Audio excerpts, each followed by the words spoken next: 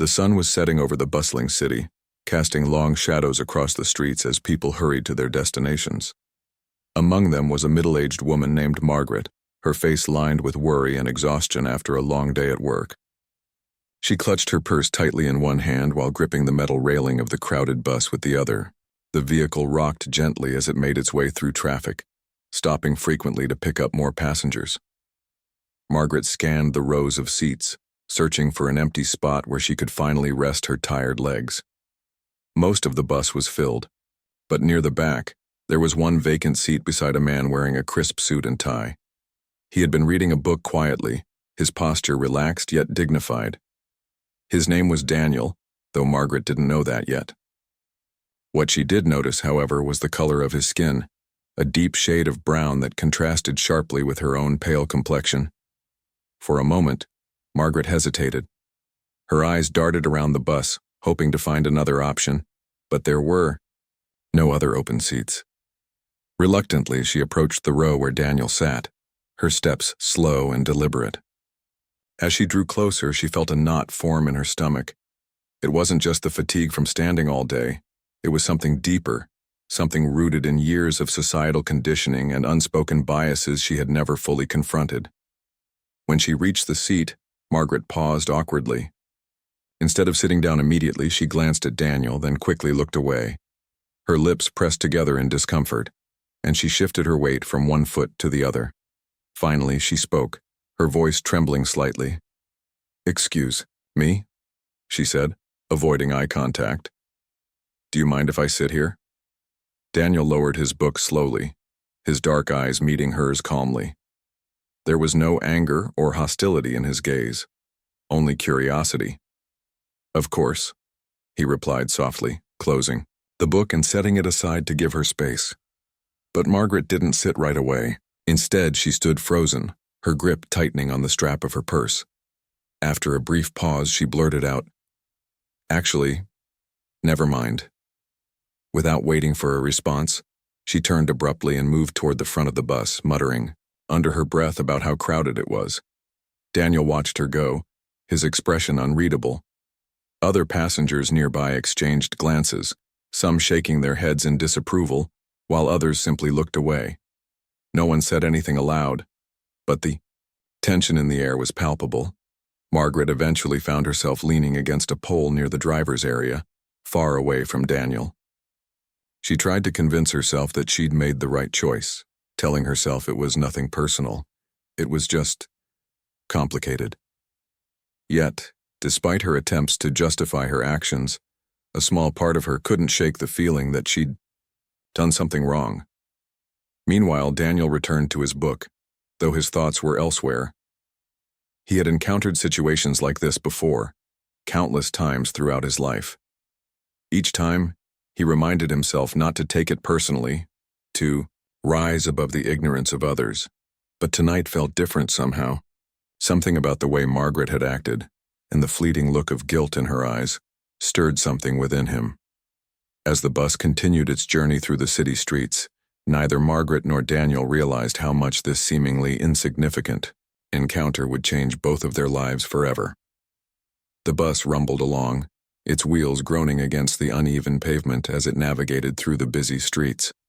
Margaret leaned heavily against a metal pole near the front, her knuckles white from gripping it too tightly. She tried to focus on anything but the nagging voice in her head that kept replaying what had just happened. Her decision not to sit next to Daniel lingered uncomfortably in her mind like an unwelcome guest.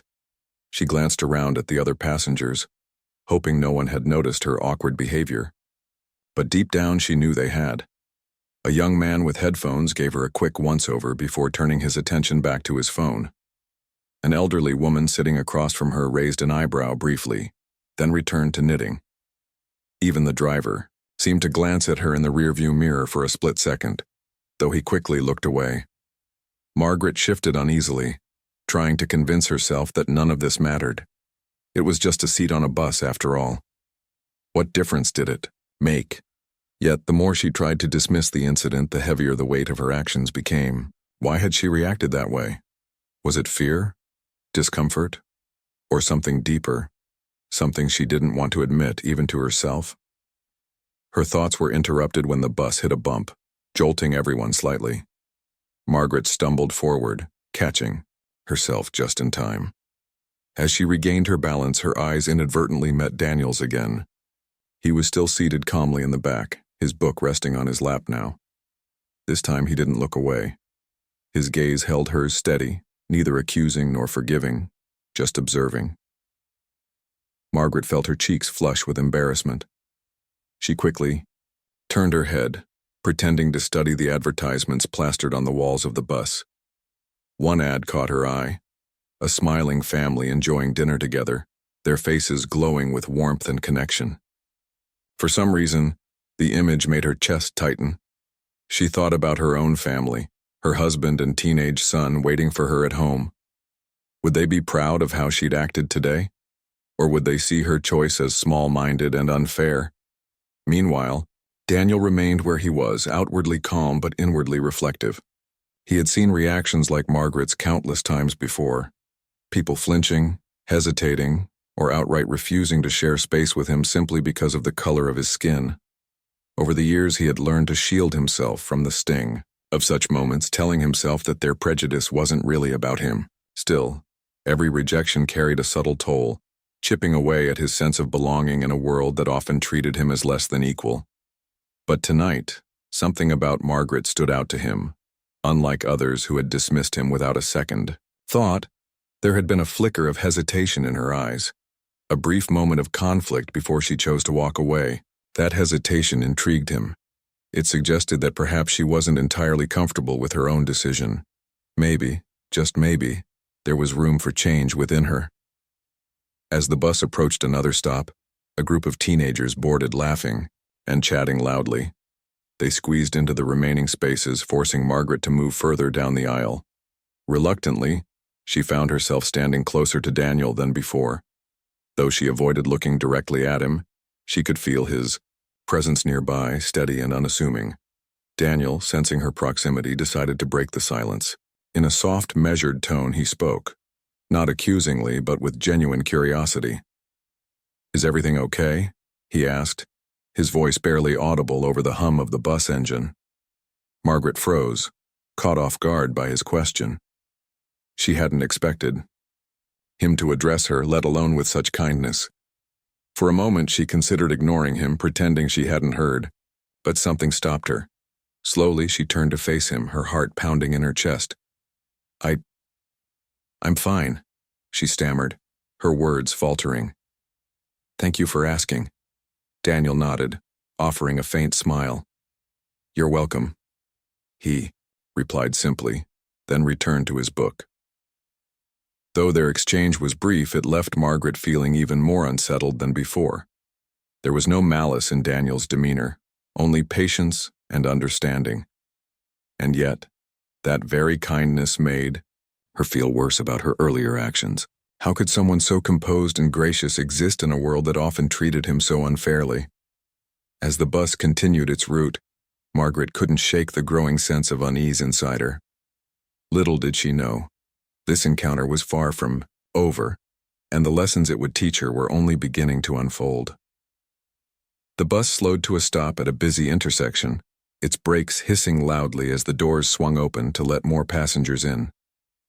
Margaret shifted uncomfortably, gripping the pole tighter as the crowd pressed closer. She couldn't help but glance toward Daniel again, though she quickly looked away when their eyes nearly met. Her heart raced with a mix of guilt and confusion. Why did this stranger's presence affect her so much? She tried to distract herself by focusing on the world outside the window. Neon signs flickered in the distance, advertising everything from fast food to car dealerships. Cars honked impatiently as they waited for the light to change, their headlights reflecting off the wet pavement left behind by an earlier rainstorm. Yet no matter how hard she tried to lose herself in the sights and sounds around her, her thoughts kept circling back to the man seated calmly just a few rows away.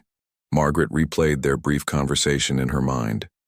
His voice had been so calm, so gentle, nothing like what she'd expected. She realized now that she had braced herself for anger or confrontation, assuming he would react harshly to her rejection. But instead he had shown kindness, even concern, even That small act of grace unsettled her more than any accusation ever could have. As the bus lurched forward again, Margaret found herself thinking about her upbringing. Growing up in a small town where everyone looked alike, she had rarely encountered people of different races. Her parents had always emphasized politeness and respect, but they also held certain unspoken beliefs, ones they passed down without ever saying them aloud. Over time, those subtle messages took root in Margaret's mind, shaping how she viewed the world and the people in it. Now, standing on this crowded bus, she wondered if those ingrained ideas were truly hers, or if they belonged to someone else entirely.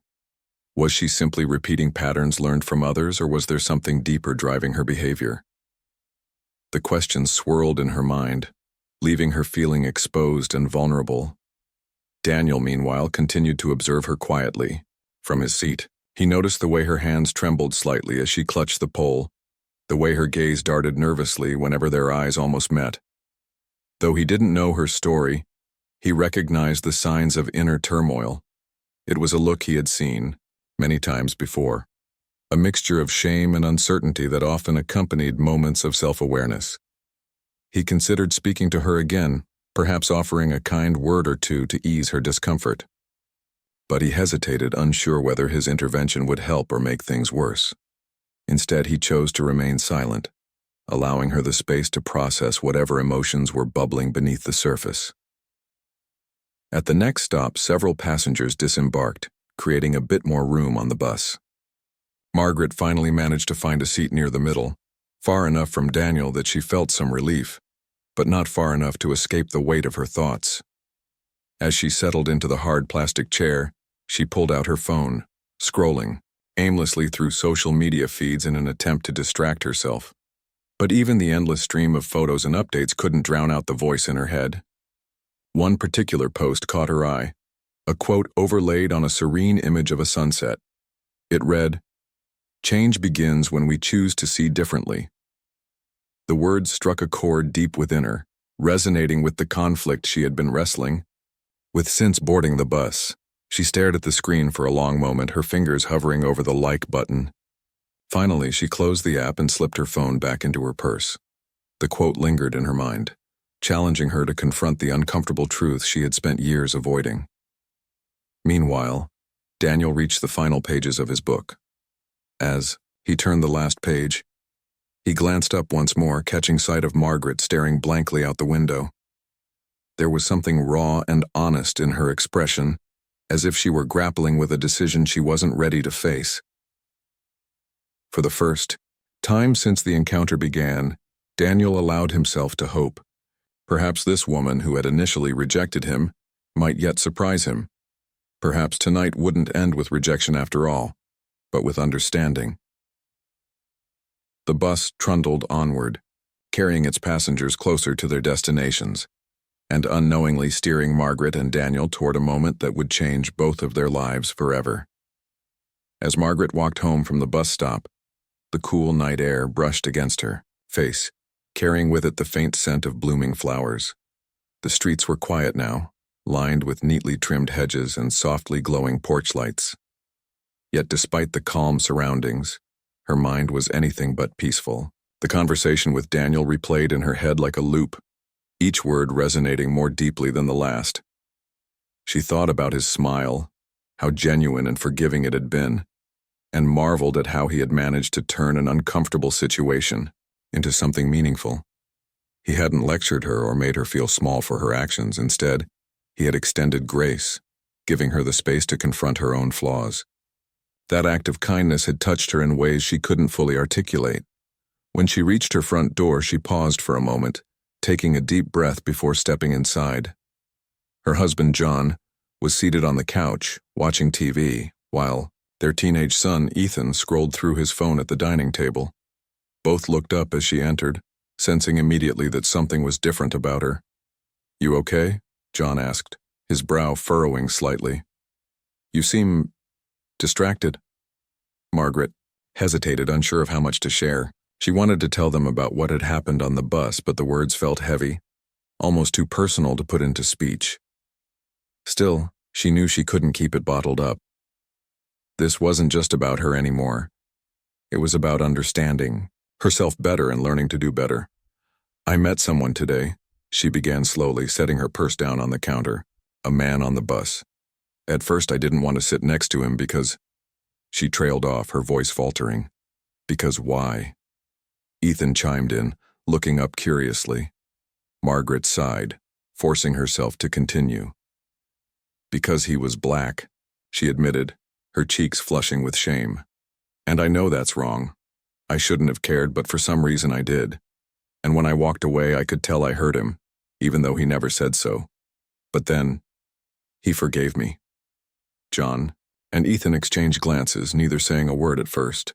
The silence hung heavily in the room, broken only by the faint hum of the television in the background. Finally, John spoke. That must have been hard for you, to admit that to yourself, let alone to us. It was, Margaret replied, her voice trembling. But it's true. I've spent my whole life thinking certain things without even realizing it. Things I learned growing up, things no one ever questioned, including me. And tonight I realized how unfair that is. To him, to everyone. Ethan leaned forward, resting his elbows on the table. So, what are you going to do about it? He asked, his tone serious yet curious. The question caught Margaret off guard. She hadn't expected her son to respond so directly, but his words struck a chord within her. What was she going to do? Apologizing to Daniel had been a start, but it wasn't enough. If she truly wanted to change, she needed to take action, not just for herself, but for the people around her who deserved better. I don't know yet, she admitted honestly, but I want to try.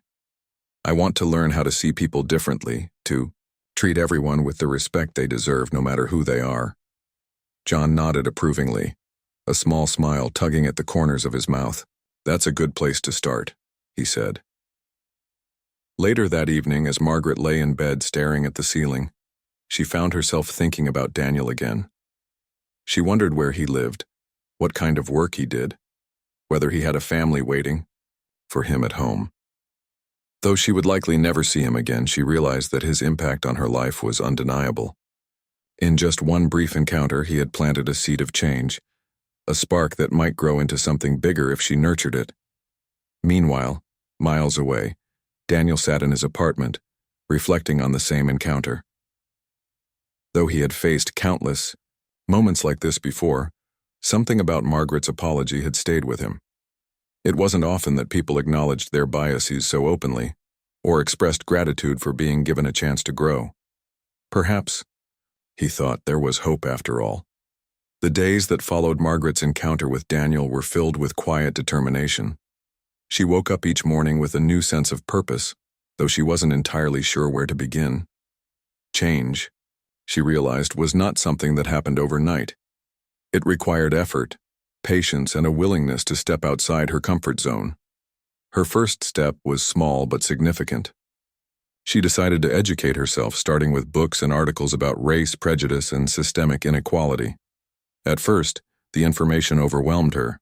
She had never fully understood the depth of injustice faced by so many people simply because of the color of their skin. Stories of discrimination in workplaces, schools, and neighborhoods made her heart ache, while accounts of resilience and courage inspired her to keep reading. Margaret also began paying closer attention to the world around her. On her daily commute, she noticed things she had overlooked before. The way some passengers avoided sitting next to certain individuals, the subtle glances exchanged between strangers, the unspoken barriers that divided people even in shared spaces like buses and parks. Each observation reinforced her resolve to do better, not just for herself, but for others. At home, conversations with John and Ethan became more frequent and open. They discussed everything from current events to personal experiences, challenging one another to think critically about their own biases. Ethan in particular surprised Margaret with his insights. "Mom," he said one evening over dinner, "you know how I've always been into photography? Well, I've started thinking about using it to tell stories about people who don't usually get heard." Margaret smiled, feeling a swell of pride. "That's amazing, Ethan. You could make a real difference that way." Encouraged by her son's enthusiasm, Margaret decided to take another step forward. She joined a local community group dedicated to fostering inclusivity and understanding. The meetings were eye-opening, bringing together people from all walks of life to share their perspectives and work toward common goals. For the first time, Margaret felt like she was part of something bigger than herself, a movement rooted in empathy and action. One evening, during a particularly moving discussion, a woman named Clara approached Margaret after the meeting. "You're doing great work here," Clara said warmly. "It takes courage to confront your own biases and commit to change." Margaret nodded, grateful for the encouragement. "Thank you," she replied. "I still have a lot to learn, but I'm trying." Clara smiled knowingly. That's all anyone can ask for, to try. Meanwhile, Daniel continued his routine, seemingly unaffected by the brief encounter on the bus. Yet, deep down, he found himself reflecting on it often. Margaret's apology had reminded him of the power of vulnerability and the potential for growth, even in unlikely circumstances. It gave him hope that meaningful connections could bridge divides, no matter how wide they seemed. One day, as he walked through the city park during his lunch break, he noticed a flyer pinned to a bulletin board. It advertised an upcoming event hosted by the same community group Margaret had recently joined. A workshop titled, "Building Bridges Through Dialogue." Intrigued, Daniel tore off one of the tabs with the date and location, tucking it into his pocket.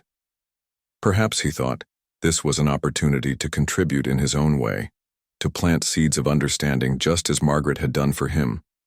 Though neither of them knew it yet, their paths were slowly converging once more. What had begun as a fleeting moment on a crowded bus was now evolving into something greater, a shared journey toward healing, connection, and transformation.